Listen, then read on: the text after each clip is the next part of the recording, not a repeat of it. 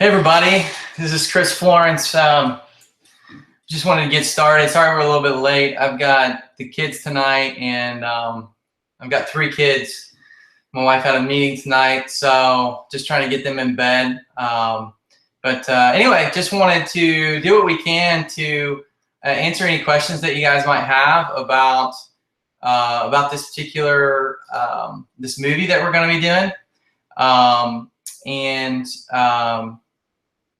We're super excited about it. I was talking with the writer today, and we were talking about some of the different things that kind of were planning for the movie and that kind of thing. So we would really like to hear from you guys on maybe some of your guesses on what we're kind of the direction we're going to go. Would also like to hear your ideas on potentially, what we could maybe consider writing into the story. We're also going to talk a little bit about the Kickstarter that we just launched today, and we're pretty excited about this process. I think probably the most exciting part that I have that I'm looking forward to is kind of getting to know all of you guys and just kind of hearing some of your thoughts. And I pretty much grew up in the Lake Wales area.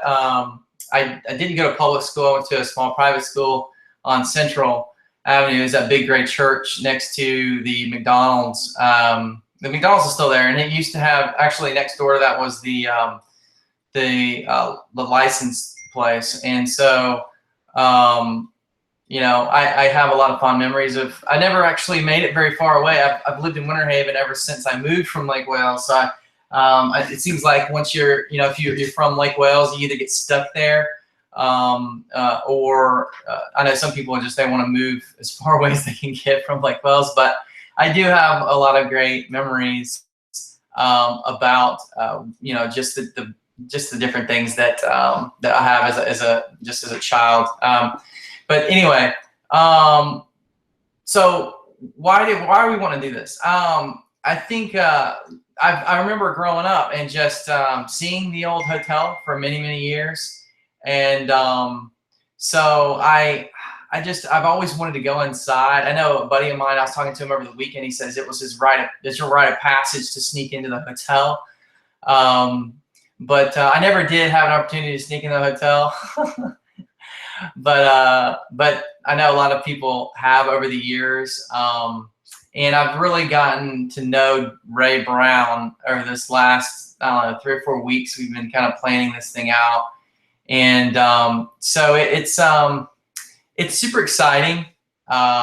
We're super excited about what's, the possibilities of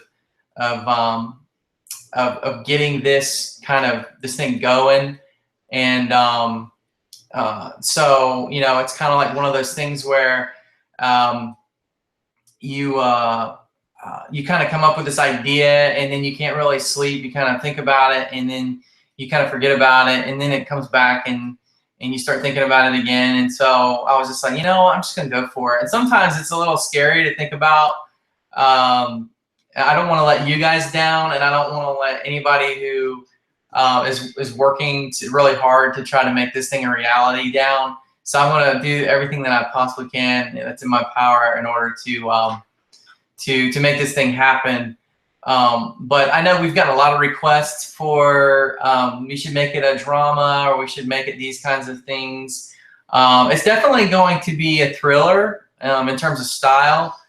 And we've also gotten a lot of requests from people to be in the movie, which we haven't got to the casting call portion of it yet, but as we'll go over here in a little bit, there's actually a bonus on the Kickstarter campaign that if you give a certain amount of money, you can automatically be an extra. There's only 10 spots for that, and we'll let you be an extra in the movie regardless of who you are or whatever. We'll fit you in somewhere, and you will be in the movie. And there's going to be a lot of great other prizes, but we'll go over that in just a little bit.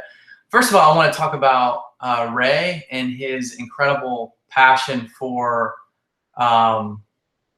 just for this project in general. I mean, it's been absolutely insane the amount of dedication that he has. And when I go in there and I look around at that place, I've told him several times, I'm like, I just feel overwhelmed looking at all the work that needs to be done here. But he is focused and he's determined, and I really appreciate that about him. And whatever I can do to support him, I'm going to do that. I would love to see that hotel vibrant. It's been empty as long as I've lived in Lake Wales. I'm 36, so my family moved to Lake Wales when I was about 7, something like that, 7 or 8. And so I've been there for a long time. I know that there's a lot of really good people who live in Lake Wales, a lot of friends and family that, like I said, I have a lot of good memories of spending time with over the years. And we've tried to include as many people in Lake Wales that are from Lake Wales in this process as possible. And 2 of the artists that are going to be on the actual soundtrack for the movie, Brett, and then there's another. I don't actually know her as much as I do Brett Bryant, but Brett Bryant, he provided about 10 tracks. He dedicated 10 tracks to the movie, and if you like rock and roll, you're gonna love Brett and his style. And the other person is actually not from Lake Wales. They're from Lakeland, but they're in Nashville right now trying to hit it big. And so we thought if we could help her out in any way, then we will share her music with the world as well. And it really fits well in terms of style. And so we're super excited about this. There's 20 tracks total, and you'll be able to get your hands on it if you donate to the Kickstarter. We'll go over the different levels and what that looks like here in a little bit. But essentially, what we have is multiple levels. Just if you're familiar with Kickstarter, it's basically the multiple levels that you have for the various price ranges. So starting at $20, you can give less than $20, but the rewards start at $20. So if you give $20, you get the soundtrack, and then it kind of goes down the list a little ways to actually be able to obtain those rewards, and they kind of compound on each other. So if you give any more than $20, you're gonna get the soundtrack. And then for $100, you can be an extra. There's 10 spots for that. But if you donate $100 to the campaign, then you will automatically be added in as an extra in the movie itself. We're also talking about maybe releasing some other opportunities for businesses in the area. If you wanted to have your business kind of featured in the program, or in the movie rather, then it's going to be a different level of giving, which we haven't really decided on what that price is going to be yet. But we're super stoked about everything. We're reaching out to various media outlets right now. We're reaching out to a couple of. We hired a PR person already, and he's now putting together some press releases for us to show up in the newspapers. And he's also reaching out to the news stations and those kinds of things. And he has a background in promoting movies and those kinds of things. He actually has a couple of clients that are already out there in the media doing things. And so he's very familiar with this process. We right now we're halfway through writing the book. So Ross, I asked Ross if he could be on this tonight with us, and he wasn't able to be around. He actually had a date with his wife that he had already set up. So we anyway, we were supportive of that, of course. And so we're going to try to do these on a regular basis, even throughout the production of the film. So and we're also going to be doing kind of like behind the scenes kind of thing. So you'll kind of see some of the things that we see. I know we've gotten a lot of people saying, is the place haunted? Is it, basically, we don't know if it's haunted or not. We definitely have heard some unexplainable stories from people. And one in particular was a guy who's currently working for Ray Brown. and he works with the wood, he's really good with working on all the like trims and all that stuff. They're working on like the windows, and you know, if you look at those windows, there's like a ton of little wooden pieces that separate each pane, and so they're just like stripping every piece of this wood and restoring it to its original glory. But he was stripping down a big door one day when I was in there, and I was asking him what was the strangest thing that he saw. And one of the things was that Ray said no smoking in the building when they first were hired. And this guy said he asked a buddy of his to be to basically be he asked his buddy to if he wanted a job, so I got him a job with Ray, and then he told him there's just no smoking, you know, in the building. And so what he ended up doing was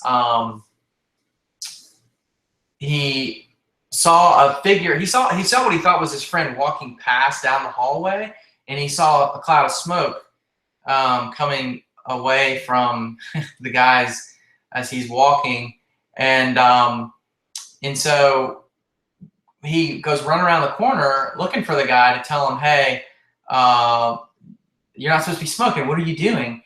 And he looked around the corner and there was nobody there. And so he called for his buddy. He called his name out, and he's like, hey. He was on the other side of the building, the opposite direction that this being that he saw walking by. And he said, I thought I told you there was no smoking. He goes, I wasn't smoking in here. He said, I've been on this side of the building for like the last 20 minutes. And so that was pretty crazy that he was able to see that and just be kind of like, what the heck is going on? So that's one crazy story that I heard. I've heard of children. They've heard children laughing upstairs, running around playing, even though there's no kids in this building. So it's a very eerie place, that's for sure. And that's why we thought that this would be a perfect spot for this particular movie. So, anyway, hold on just a second.